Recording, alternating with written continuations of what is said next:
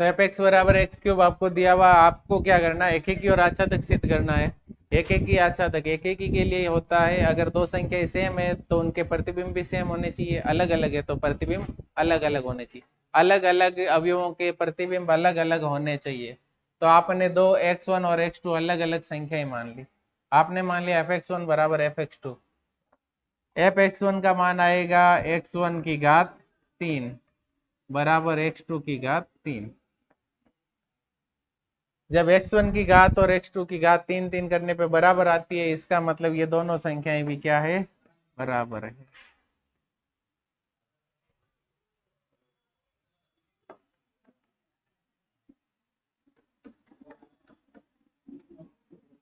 f दिया हुआ आपको कहाँ दिया हुआ, n से n में या r से r में, n से n में। तो x1 x2 is the element of n।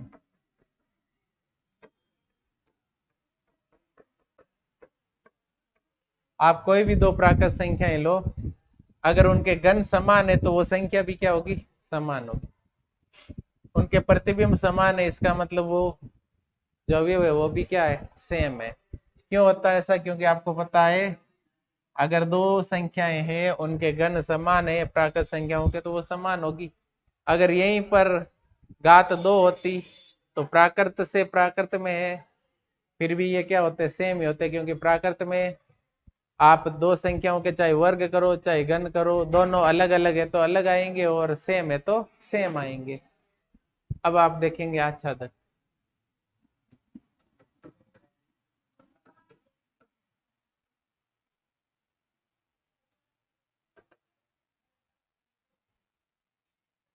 F आपको दिया हुआ n से n में, एफ का परिसर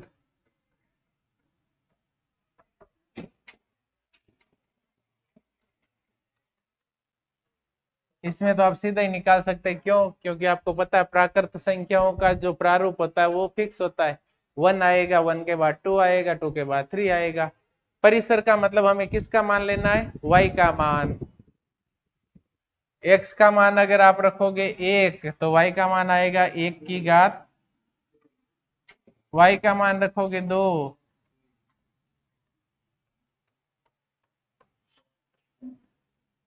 कितने रख सकते हैं, 1 की घात 3 आएगा 1, 8, 27।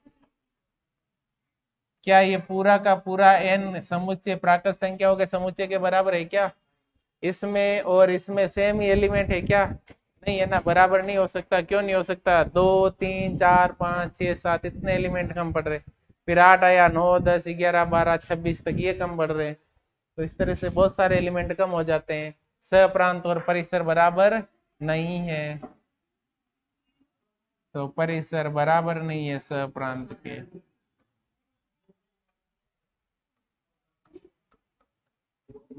और परिसर और सप्रांत बराबर नहीं होते, इसका मतलब फलन आच्छादक नहीं होता है। तो बस यही दो देखने थे। एक एक की, एक एक ही में हमें क्या करना होता है, अगर दो एलिमेंट अलग अलग है तो उनकी इमेज भी क्या होनी चाहिए, अलग अलग। और अगर इमेज सेम है तो एलिमेंट क्या होने चाहिए, सेम। तो हमने दोनों की इमेज सेम मान ली, f(x1) बराबर f(x2) मान लिया। f(x1) और f(x2) क्या होता है, f(x1) है x1 का प्रतिबिंब और f(x2) है x2 का प्रतिबिंब। हमें पता है अगर हम अलग अलग मानेंगे अवयव तो उनके प्रतिबिंब भी क्या आएंगे, अलग ही आएंगे। तो इसलिए हम ऐसा करते हैं। अगर इस तरह से होता है x² f(x) और z से z होता तो हमें पता है एक ही दो अलग अलग एलिमेंट की एक ही इमेज हो सकती है, तो उसमें हम दो संख्या लेंगे, एक प्लस की और एक माइनस की। हम कहेंगे दोनों बराबर नहीं है, फिर भी इनकी इमेज क्या है, बराबर है, तो वो एक एक ही नहीं होता है, इसमें कोई प्रॉब्लम नहीं है। एफ n से n में है, वैसे ही बराबर नहीं होंगे। और घात 3 है तो 3 घात, अगर x1 की घात 3 और x2 की घात 3 बराबर है, इसका मतलब x1 बराबर x2 ही आएगा। ये एक एक ही और अच्छा लगता है। ऐसे ही अगला नेक्स्ट क्वेश्चन देखते हैं। फलन f दिया हुआ है z से z में, सेम ये दोनों। f(x) का मान दिया हुआ है x³ फलन तो वही है, इसका प्रांत और सप्रांत बदल गया है, प्रांत और सप्रांत बदल गया है। जेड का मतलब क्या होता है, 0 1 2, फिर माइनस का 1, माइनस का 2, इधर भी कितने हो सकते, -3 -4 -5 कितने ले सकते, उधर 3 4 5 कितने ले सकते। इसमें आपको देखना फलन एक एक की और आच्छादक है या नहीं, पहले एक एक की जांच करते हैं। कोई भी दो पूर्णांक है, उनकी घात 3 करने पे बराबर नहीं होते। आपने -1 की घात 3 लिखा और 1 की घात 3 लिखा, ये कितना आएगा, -1, और ये क्या आएगा, मतलब एलिमेंट अलग अलग है तो इनकी इमेज भी क्या आ रही है, अलग अलग आ रही है। इसका मतलब फलन क्या है, एक एक ही है। आप ऐसे भी लिख सकते हैं, प्रांत के अलग अलग अवयवों के सप्रांत में प्रतिबिंब भी क्या होंगे, अलग अलग होंगे, इसलिए फलन क्या है, एक एक ही है। ऐसे लिख सकते हो, या फिर ऐसे भी लिख सकते हैं, fx1 बराबर fx2, उससे आएंगे मान x1 बराबर x2 लाना है, तो आपको मानना है fx1 बराबर fx2। fx1 का मतलब x1 की घात 3,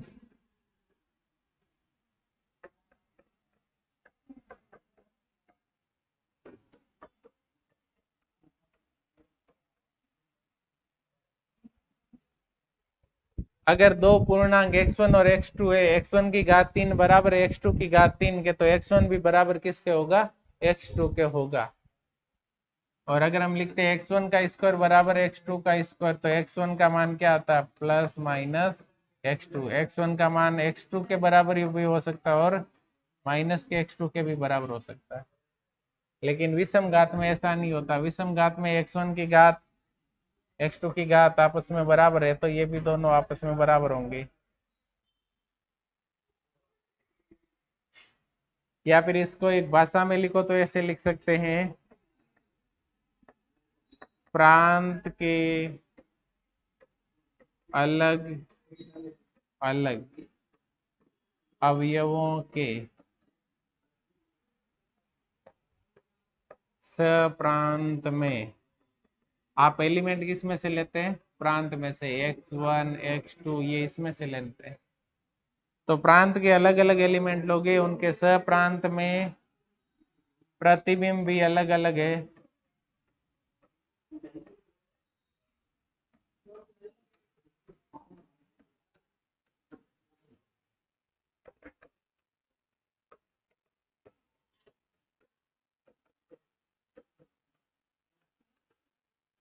अतएव क्या है, एक एक ही फलन है। अगर आप कह रहे हो प्रतिबिंब सेम है दोनों के, x1 और x2 के, तो वो दोनों एलिमेंट भी क्या होने चाहिए, सेम। और अगर प्रतिबिंब अलग अलग है, तो अलग अलग एलिमेंट अवयव अलग अलग है, तो प्रतिबिंब भी क्या होंगे, अलग अलग। तो प्रतिबिंब सेम करने पर एलिमेंट सेम आ जाएंगे, ये होगा एक एक ही। या फिर अलग अलग एलिमेंट लोगे तो प्रतिबिंब भी क्या आएंगे, अलग अलग आएंगे। अब देखते हैं अच्छा तक,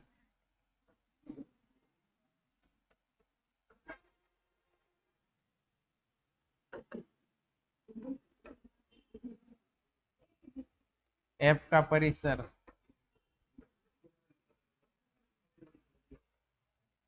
परिसर क्या होगा, क्यूब करना है y का मान, तो 0 का क्यूब करोगे तो क्या आएगा, 0, 1 का क्यूब 1, 2 का क्यूब 8, इस तरह से चलता जाएगा। इधर -1 का क्यूब -1,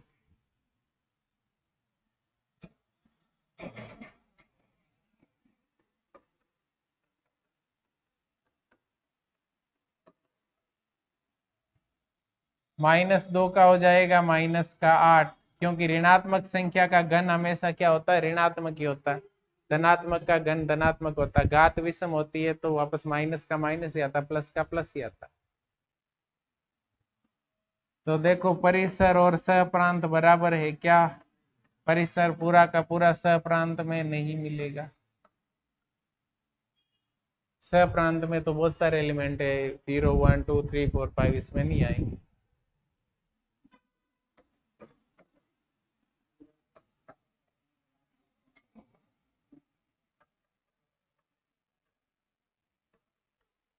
अतः एफ आच्छादक नहीं है। अगर एफ आर से आर में होता तो फिर हम इसको रोस्टर रूप में परिसर को नहीं लिख सकते, फिर आपको वहां समुच्चय निर्माण में ही लिखना पड़ेगा। रोस्टर में जब तक प्राकृत है, पूर्णांक है, पूर्ण है, तब तक आप लिख सकते हैं। जब आर से आर में आएगा तो सोचेंगे इसको क्या लिखना है, अभी तो ये लिखना। तो दोनों सेम ही है।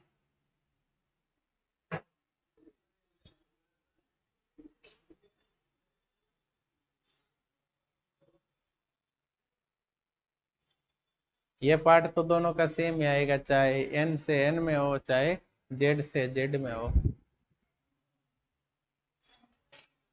आर से आर में होगा तो भी यही आएगा, एक एक ही वाला तीनों में सेम आएगा।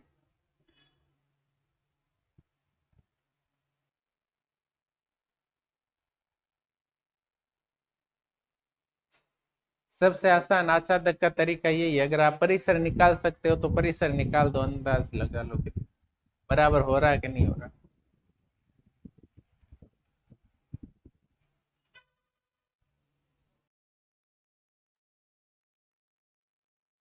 आगे देखो, एक फलन का नाम लिखा हुआ है महत्तम पूर्णांक फलन। क्या होता है समझ लो। 11वीं में था, नहीं समझा तो कोई बात नहीं है, आप समझ लो। महत्तम पूर्णांक फलन, पूर्णांक कैसे लिखते हैं?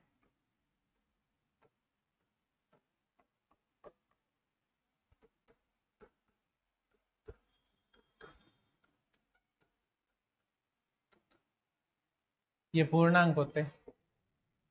लेफ्ट में जाओगे या फिर उस ऊपर जाओगे, जैसे जैसे पूर्णांक का मान कम होगा, जैसे जैसे नीचे जाओगे पूर्णांक का मान बढ़ेगा। इसको ऐसे कर लोगे संख्या रेखा पे, तो उस दिशा में जाओगे पूर्णांक बढ़ेगा, इस दिशा में पूर्णांक का मान घटता है। अगर आपसे पूछे इनमें सबसे छोटा पूर्णांक कौन सा है, इस -3, इनमें सबसे छोटा पूर्णांक 0 1, तो जैसे जैसे आगे बढ़ोगे बढ़ता जाएगा, जैसे जैसे उधर जाओगे घटता जाएगा।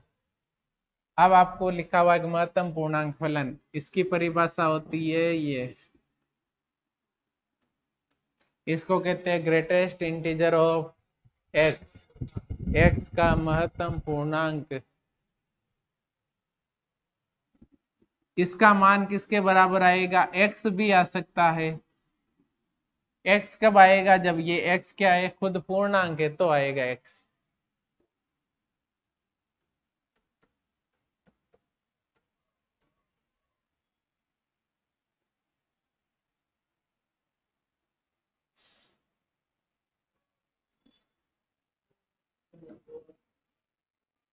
ये कब आएगा? यदि x is the element of z, x खुद एक पूर्णांक है। x खुद पूर्णांक है तो इस कोष्टक के अंदर कुछ भी लिखो वो सेम ही आएगा। लेकिन अगर खुद x पूर्णांक नहीं है तो इसका मान क्या होगा? चेंज होगा। x से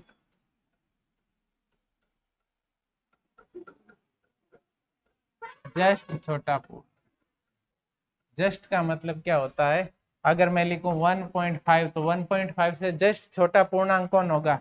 1। इससे छोटे पूर्णांक तो बहुत सारे होंगे। जस्ट का मतलब इससे पास में जो पूर्णांक होगा वो, है ना? तो अगर मैं इसे लिखूं 5, क्या आएगा? 5 ही आएगा, क्योंकि 5 पूर्णांक है तो इसको आपको पूर्णांक में बदलना ही नहीं। जिस भी संख्या पे ये लगता है वो किस में बदल जाती है?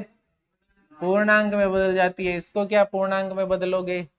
बदला हुआ ही है, -1.5।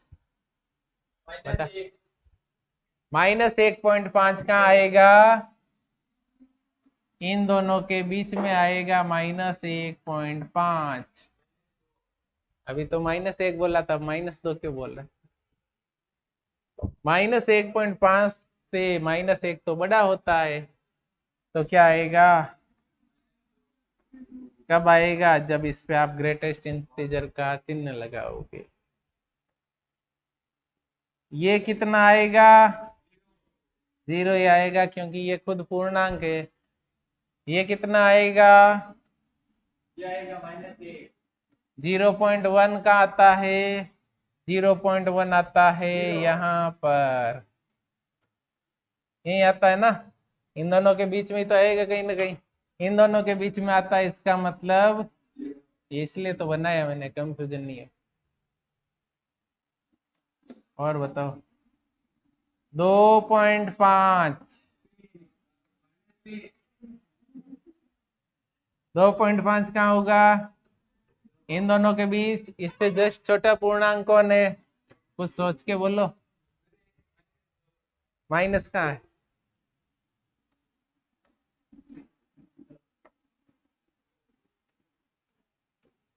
क्या होगा, ये पूर्णांक है क्या, नहीं है, 2.4 टाइम 0 और 1, 2।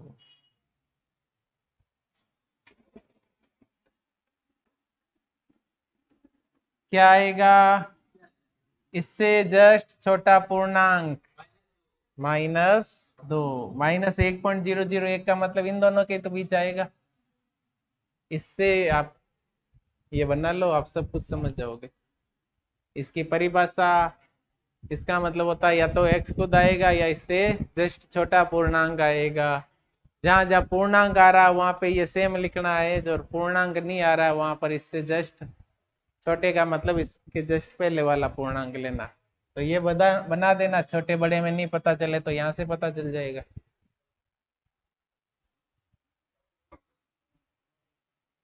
बड़ी मुश्किल से समझ में आती है परिभाषा, जब किताब में देखते हैं, पढ़ाने वालों को पता नहीं चलता है क्या ये देखोगे तो आसानी से पता चल जाएगा।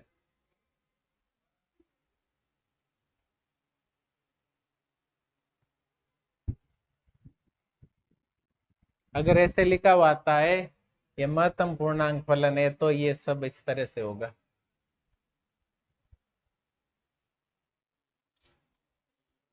ये समझ लोगे तो अगला क्वेश्चन हो जाएगा आराम से।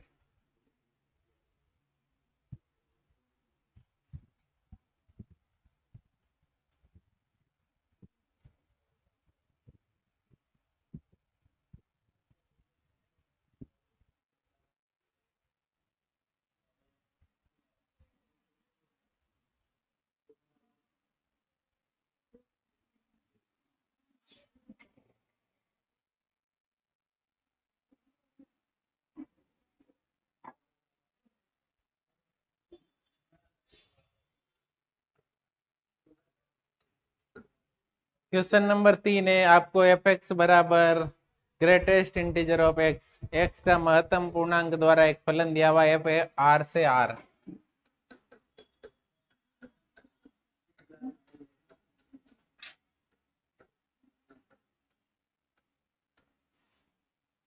आपको सिद्ध करना है कि ये न तो एक ही और न ही आच्छादक है।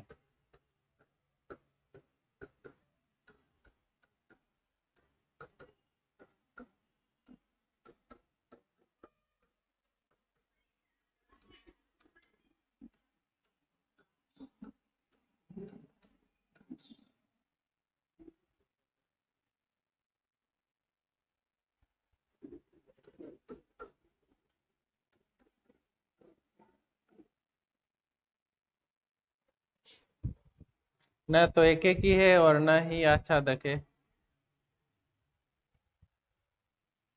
प्रांत आर है, वास्तविक संख्या सारी आएगी, सप्रांत आर है। अब देखते हैं परिसर बराबर होता है या नहीं होता, परिसर बराबर नहीं होना चाहिए, और एक ही नहीं है तो आपको अलग अलग एलिमेंट लेने हैं, उनकी इमेज क्या आनी चाहिए, सेम आनी चाहिए। तो आप ले लो कोई भी दो एलिमेंट x1 और x2, ऐसे लो जिनके पूर्णांक सेम आ जाए। x1 आप ले लो 1.27, कुछ भी ले लो, 1.5 ले लो। क्या x1 और x2 बराबर है,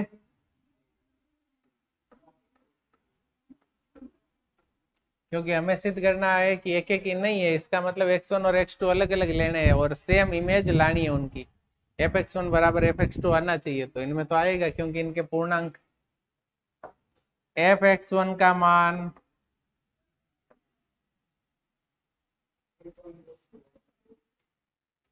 यही होगा और x1 का मान 1.27। महत्तम पूर्णांक कितना आएगा, इससे जस्ट छोटा पूर्णांक एक ही है। कोई भी ले सकते हो आप, जरूरी नहीं है एक के पास वाला ही लो।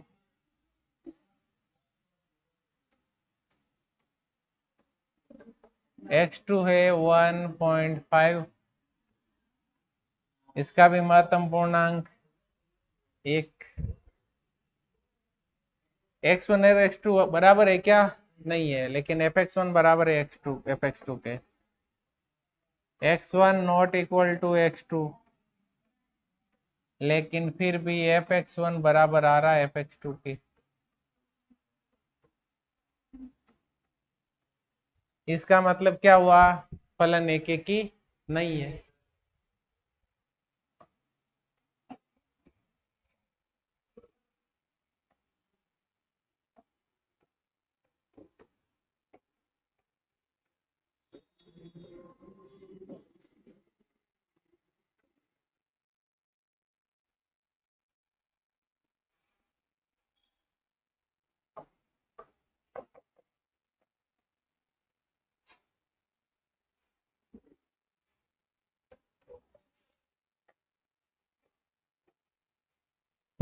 आच्छादक की बात करेंगे।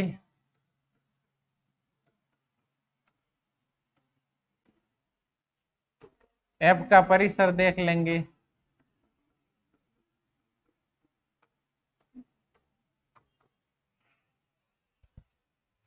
एफ एक्स कह रहा महत्तम पूर्णांक एक्स, मतलब यहां पर कोई भी आप संख्या रखोगे तो रिजल्ट क्या आएगा, प्राकृत आएगा, पूर्णांक आएगा, वास्तविक संख्या आएगा, क्या आएगा, पूर्णांक ही आएगा हर बार, क्योंकि ये फलन कौन सा है, महत्तम पूर्णांक। हमने देखा है इसके अंदर आप चाहे कोई भी संख्या रखो, वापस क्या आता है, पूर्णांक ही आता है। इसका मतलब एफ का जो परिसर होगा वो क्या होगा, पूर्णांकों का समुच्चय।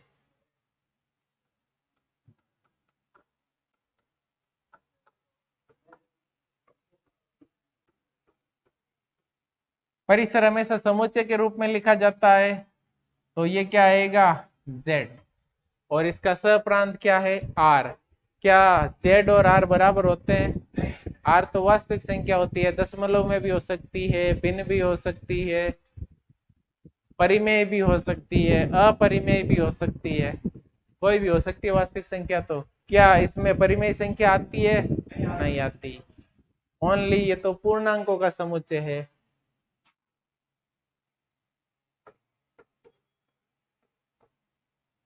पूर्णांकों का समुच्चय और इसको z कहते हैं। तो परिसर किसके बराबर नहीं है, सह प्रांत के बराबर नहीं है। ये क्या बराबर, ये z है और वो तो r है, ये है सह प्रांत, इसलिए ये आच्छादक भी नहीं हो सकता।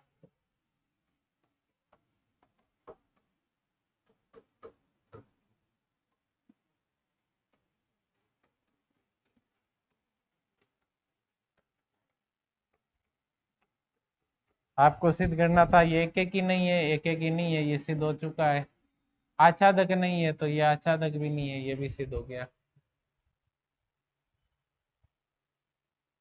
परीक्षा की दृष्टि से महत्वपूर्ण सवाल है। अगर आप ये बातें समझ ले लोगे पहले वाली,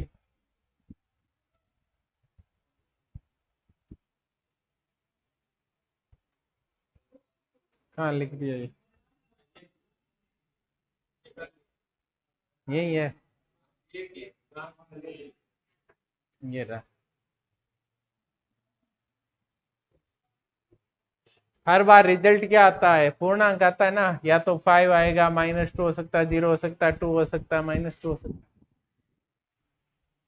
पूर्णांक ही आएगा, इसलिए इसका परिसर क्या होगा, पूर्णांक होगा।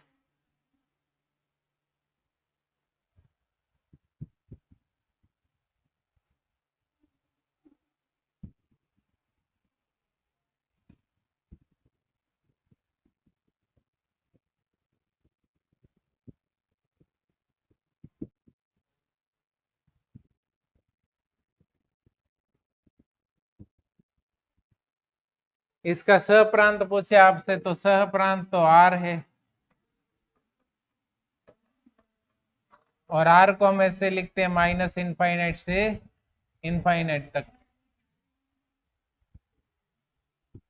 तो ऋणात्मक तो इसमें कोई आएगा ही नहीं, ऋणात्मक आएंगे वो भी पूर्णांक आएंगे, दशमलव वाली भिन्न इस तरह की कोई संख्या नहीं होगी इस प्रांत परिसर में, तो बराबर नहीं हो सकते।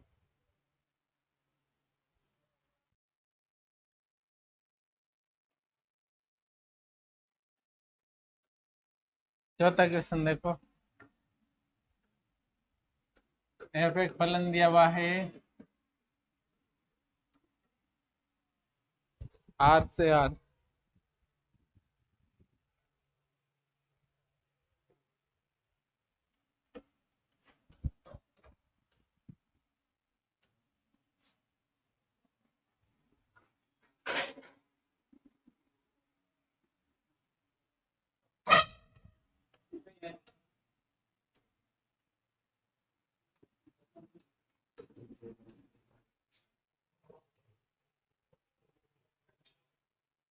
हम देख लो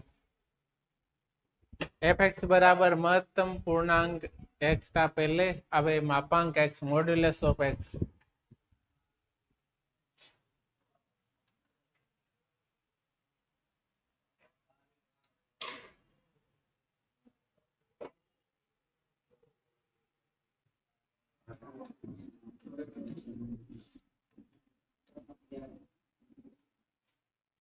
इसका मतलब क्या होता है, कोई भी नेगेटिव नंबर इसमें रखोगे तो पॉजिटिव बन जाएगा, पॉजिटिव है तो पॉजिटिव रहेगा। अगर आप कोई नेगेटिव नंबर रखते हो, एक्स का मान 0 से छोटा है, ऋणात्मक है, तो आप क्या लिखोगे, उसको माइनस लगा के लिखोगे, क्योंकि वो खुद नेगेटिव है, मतलब माइनस का तो पहले से था, और माइनस लगेगा तो क्या हो जाएगा, प्लस। तो ऋणात्मक अंक आता है उसके आगे माइनस लगाना, धनात्मक कोई संख्या आती है तो उसके कुछ भी नहीं लगाना, बड़ा हो 0 से तो भी सेम रहेगा या बराबर हो।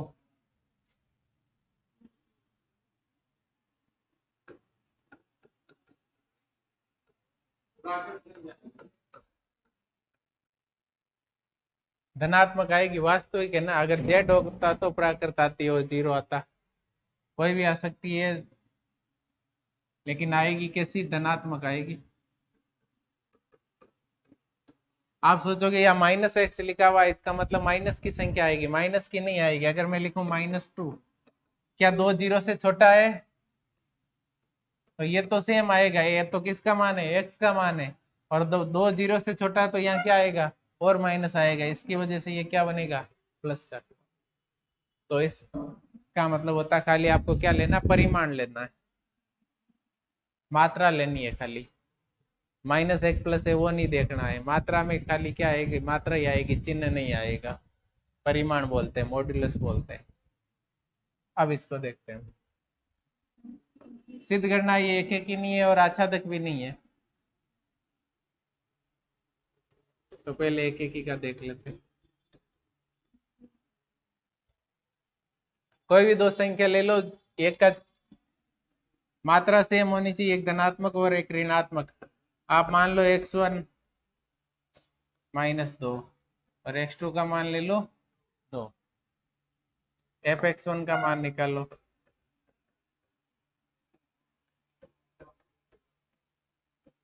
क्या आएगा, 2 ही तो आएगा। fx2 निकालो,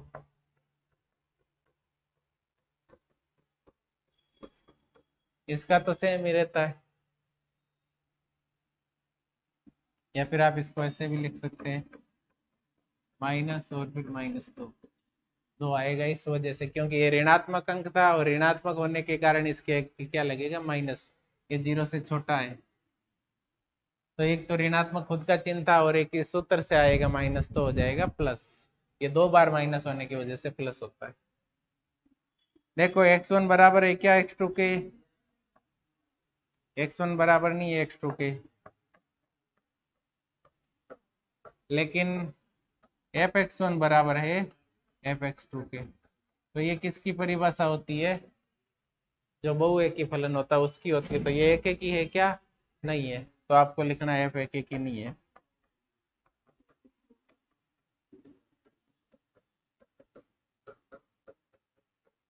अब चलते आच्छादक में।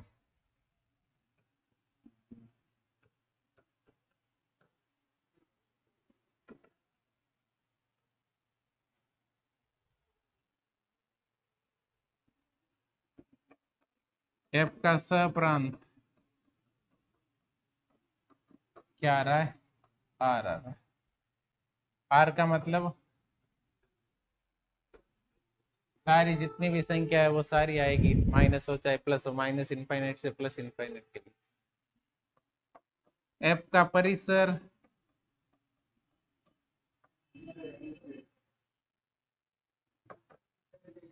ये हमेशा कौन सी आएगी? खाली धनात्मक ही आएगी, ऋणात्मक नहीं आएगी। और छोटी से छोटी कौन सी आएगी? जीरो आएगी। तो जीरो भी हो सकता है, जीरो से बड़ी और इनफाइनाइट तक ये संख्या आएगी। क्या ये इसके बराबर है? नहीं है, क्योंकि इसमें तो -1 भी होगा, -2 भी होगा, -1.5 भी होगा, -3/2 भी होगा, परिमेय भी होगी ऋणात्मक पूर्ण, और अपरिमेय भी संख्या होगी ऋणात्मक, पूर्णांक भी होंगे, सारे होंगे। इसमें तो खाली धनात्मक संख्याएं आएगी।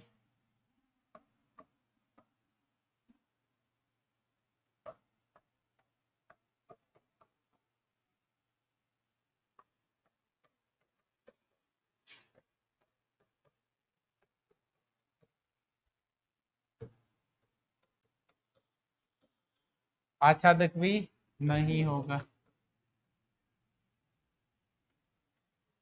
ये दोनों सिद्ध करने थे तो आराम से कर सकते हैं। आपको पता है महत्तम पूर्णा ये कौन सा है? मापांक फलन है। ऋणात्मक लोगे चाहे धनात्मक लो, दोनों संख्या परिमाण समान है तो रिजल्ट सेम आएगा। तो दोनों में अलग अलग संख्या है, x1 x2 बराबर नहीं है, फिर भी fx1 fx2 बराबर हो जाते हैं, एक एक ही नहीं। वो तो ऐसे ही करना।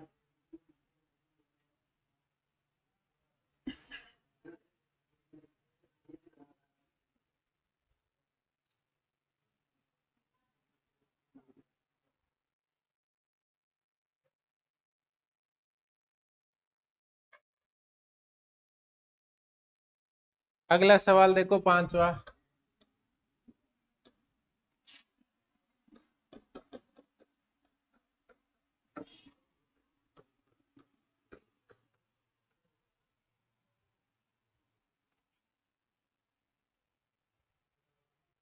सप्रांत में शून्य शामिल, R to R, ये तो ऐसे ही है,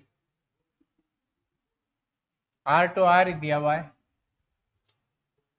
क्योंकि सप्रांत में तो 0 आ रहा है ना, दिख रहा है इस फलन में। fx का मान 1 हो सकता है, तीनों ही हो सकते हैं। यदि x का मान बड़ा हो 0 से तो fx का मान 1 होगा। x का मान 0 के बराबर ही हो तो fx का भी मान 0 होगा।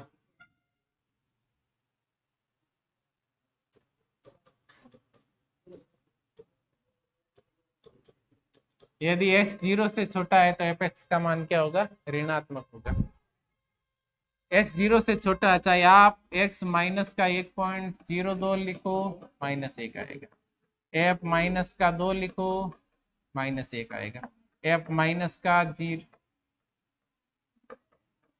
-1 आएगा। मतलब -1 के अलावा कोई भी रिजल्ट नहीं आएगा इनका। अगर आप f0 लिखो तो क्या आएगा? 0। f1 लिखो, 1 आएगा। f2 भी कितना आएगा? 1। f2005 लिख दो या 2,05,000 लिख दो, चाहे 2,05,00,000 लिख दो, इसका मान कितना आएगा? 1 आएगा। मतलब परिसर में कितने एलिमेंट है? सब 3 एलिमेंट है परिसर में। सप्रांत क्या है? पूरा का पूरा आ रहे हैं। तो हमें पता चल गया ना, परिसर में तो कितने एलिमेंट है? 3 ही है। क्या सप्रांत और परिसर बराबर है? नहीं हो सकते, यहीं से पता चल जाएगा। मतलब आच्छादक तो है ही नहीं। अब एक एक ही देखते हैं। एक एक ही का मतलब आप कोई भी दो ऋणात्मक अंक ले लो, उनका जो प्रतिबिंब होगा वो क्या आएगा? -1 आएगा। आप कोई भी दो धनात्मक अंक ले लो, उनका जो प्रतिबिंब आएगा क्या आएगा? 1 आएगा। तो आप दो धनात्मक मान लो।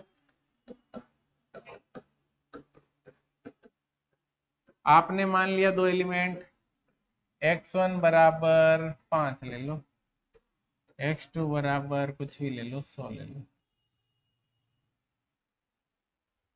अब आप निकालो f(x1) कितना आएगा। ये x1 क्या है, 0 से बड़ा है क्या, 0 से बड़ा है तो f(x1) का मान क्या आएगा, 1 आएगा। क्यों आएगा, क्योंकि x1 क्या है, 0 से बड़ा। f(x2) ये भी 1 आएगा, x2 भी 0 से बड़ा है।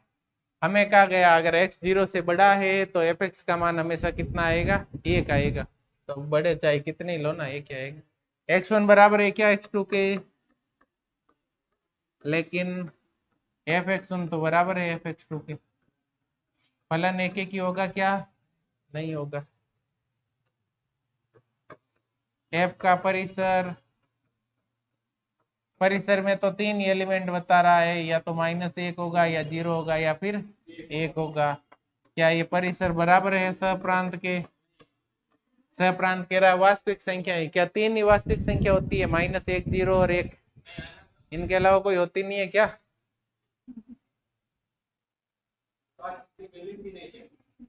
क्या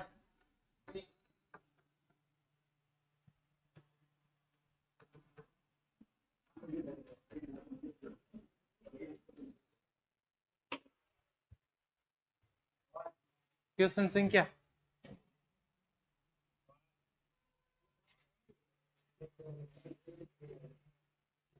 आ गया समझ में, यही बातें देखनी होती है।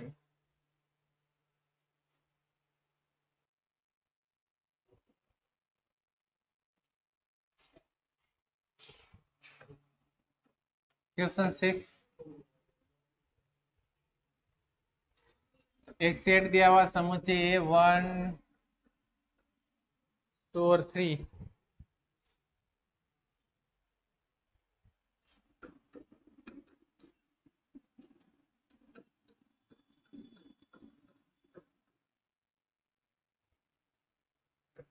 फलन दिया हुआ है f a से b में,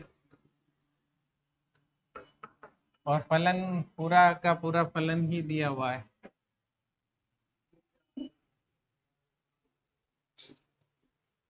वन का रिलेशन 4 से 1 4 2 5 3 6। आपको देखना है फलन एक एक ही है, सीधे ये करना है कि एक एक ही है फलन, तो इसमें तो आप सीधा ही कर सकते हो।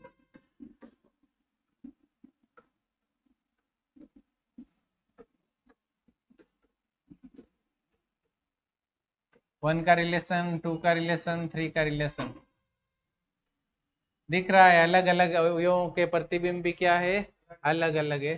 तो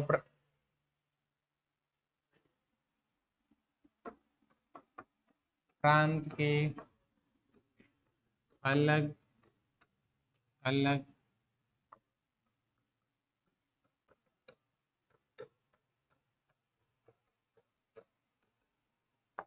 प्रतिबिंब अलग अलग है।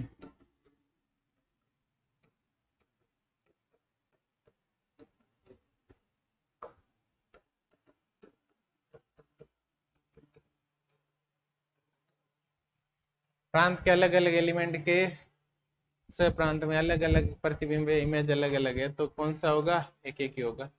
आच्छादक होगा क्या ये, आच्छादक नहीं होगा, क्योंकि 7 का इसमें किसी से भी रिलेशन नहीं है। कोई भी अगर इसमें से छूट जाता है तो फिर वो एक एक आच्छादक नहीं होता। एक एक ही मतलब अलग अलग इमेज भी अलग अलग होनी चाहिए। अगर दो जनों की सेम इमेज होती है तो फिर वो एक एक ही भी नहीं होता। बस यही है।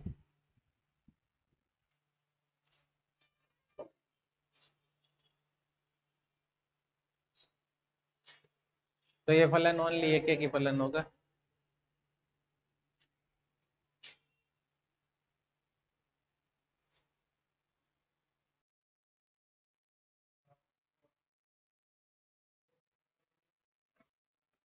सातवां सवाल देखो,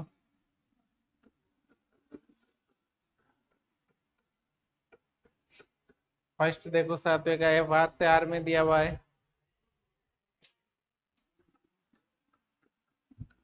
एफ एक्स का मान दिया हुआ है 3 - 4x।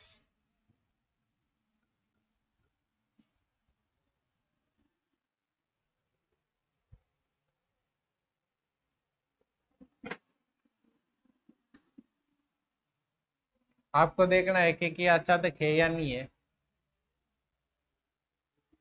पहले देखेंगे एक की समघात है क्या इसमें, कहीं समघात नहीं है, इसका मतलब ये एक ही हो सकता है, समघात में प्रॉब्लम होती है। आपने मानना है f(x1) बराबर f(x2)। f(x1) का मान कितना होगा, 3 - 4, यहाँ 1 आएगा, 3 - 4 2 आएगा। 3 का आप करोगे पक्षांतरण, किधर भी भेज दो, एक 3 को दूसरे के पास में भेजोगे 0 होगा, 1 + 1 माइनस, यहाँ बचेगा खाली ये। इन 4 में से एक का पक्षांतरण करना, भाग में जाएगा, सेम संख्या का सेम ही संख्या में भाग जाता है, एक आएगा, इधर भी एक आ जाएगा। -4 का भाग दे सकते हैं दोनों साइड में, दोनों साइड में 3 घटा सकते हैं। जब आप f(x1) बराबर f(x2) लेते हो, x1 बराबर x2 आ जाता है, इसका मतलब फलन क्या है, एक ही है। अब देखते हैं अच्छा तक।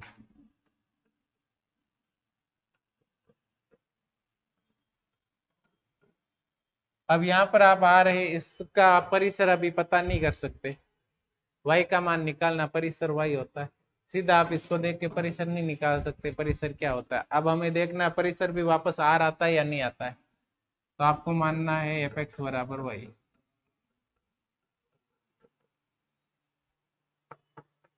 तो y का मान f(x) के बराबर होगा, और f(x) का मान कितना है, 3 - 4x।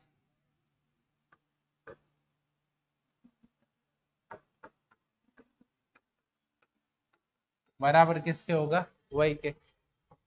हमें यहाँ से मान निकालना x का,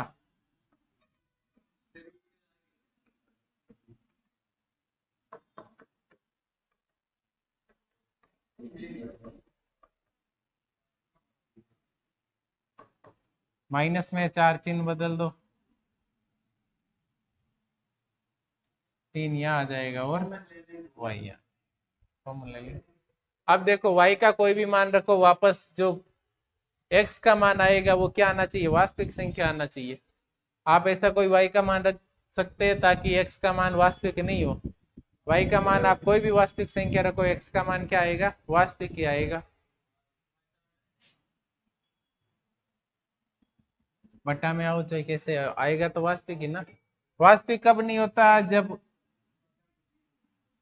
पहली बात वर्गमूल के अंदर क्या आ जाए, ऋणात्मक संख्या आ जाए, तो फिर वो वास्तविक नहीं होता है, क्योंकि ऋणात्मक संख्या का कभी भी वर्गमूल नहीं निकलता है, वो फिर काल्पनिक संख्या आयोटा बन जाता है ना, वर्गमूल में -1 होती। या फिर बट्टा में क्या होता है, 0, तो ये भी क्या नहीं होता है, रियल नंबर। वर्गमूल के अंदर माइनस होता है, ऋणात्मक होता है, वो भी क्या नहीं होता है, रियल नंबर। ये दो कंडीशन में वास्तविक नहीं प्राप्त होता। अब इसके अलावा तो कैसी भी संख्या रखो, y का मान आप चाहे कुछ भी रखो, वर्गमूल है क्या, नहीं है, तो वर्गमूल वाली टेंशन नहीं। बटा में 0 हो सकता है क्या, नहीं हो सकता, इसका मतलब ये वास्तविक आएगा। तो आप इसको ऐसे लिख सकते हैं,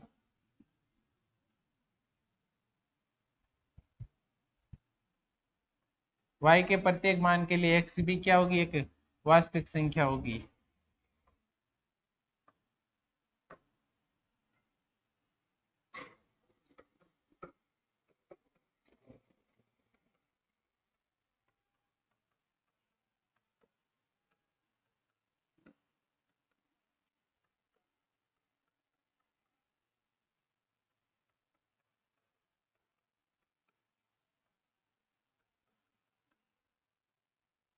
अतः f क्या होगा, आच्छादक होगा।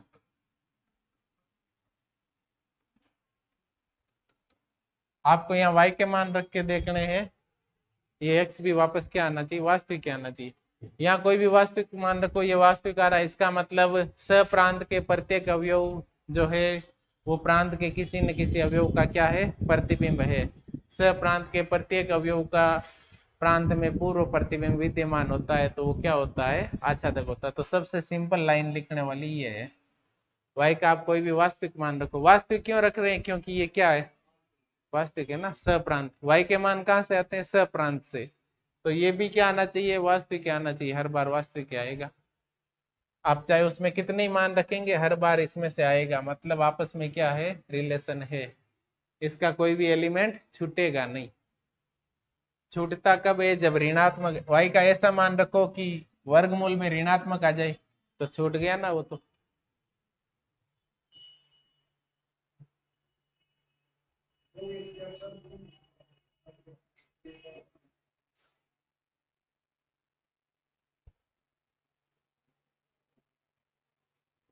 आपको ये लिखना है, फलन एक एक ही है या आच्छादक है, या एक एक आच्छादक है, अपने उत्तर का औचित्य बतलाना। तो एफ एक एक ही है और एफ आच्छादक है, अतः एफ एक एक ही आच्छादक होगा। ये लाइन भी लिख देना।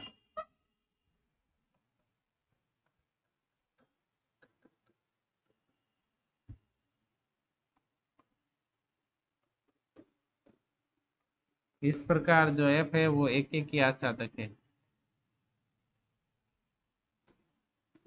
एक एक ही भी था, आच्छादक भी है, एक एक ही आच्छादक हो जाए।